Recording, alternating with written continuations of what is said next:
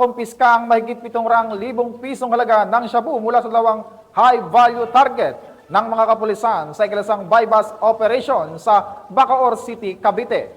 Alamin ang buong detalye ng balita mula kay Patrolman Rogelio Vistas. Nasampa ang tinatayang nasa 714,000 pesos na halaga ng shabu sa dalawang high-value individual ng Bacoor PNP sa Barangay Panapaan 4, Bacoor City, Cavite. Ito lamang December 8, 2024. Kinilala ang mga suspect na sina alias Tol, residente ng Bacoor City, Cavite, at Leonard, residente naman ng Pasay City.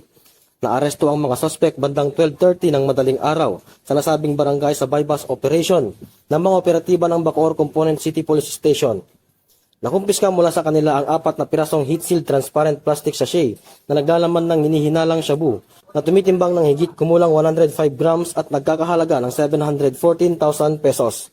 Isang unit ng pulang motorsiklo, isang unit ng Android cellphone, brown paper bag at mga drug by bus money. Kasalukuyang nahaharap ang mga suspect sa kasong paglabag sa RA 9165 o Comprehensive Dangerous Drugs Act of 2002. Mula po dito sa Police Regional Office 4A, ako po ang inyong Police News Network Correspondent, Patrolman Rogelio Vistas, alagad ng batas, tagataguyod ng Balitang Pulis.